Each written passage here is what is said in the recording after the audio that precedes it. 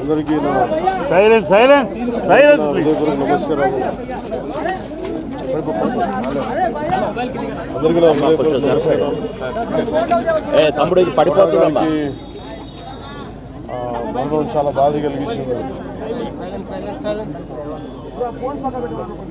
ఇప్పుడు బాబు మోహన్ గారు కానీ కోటా గారు ఇద్దరు ఇప్పుడు యాదృచ్ఛికంగా వారు కూడా ఇక్కడ ఉండటం జరిగింది.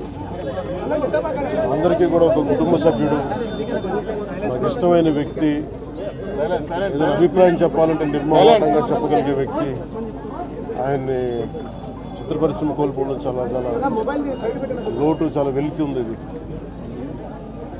లాస్ట్ మేము అథారిటీ దారేది యాక్ట్ చేసేటప్పుడు కూడా ఆయన నాకు ప్రత్యేకించి ఒకటే చెప్పారు, మీరు ఇబ్బంది పడుతున్నారంటే నేను చనిపోయేవరకు యాక్టింగ్ చేయాలనుకుంటున్నాను.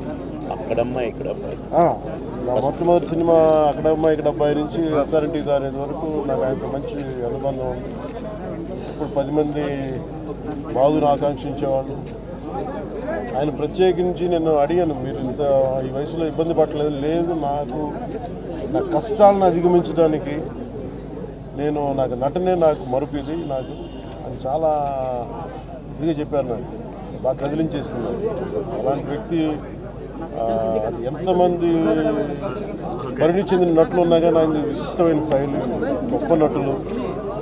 ముఖ్యంగా బాబు మోహన్ గారు, ఆయన కాంబినేషన్ మటుకు మేమందరం విపరీతంగా ఎంజాయ్ చేసేవాళ్ళం.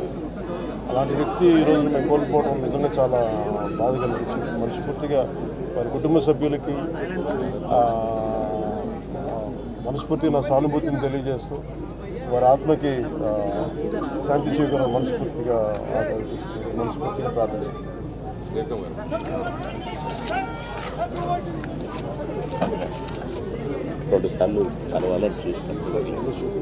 కోటగారు అంటే శ్రీ రంగారావు గారు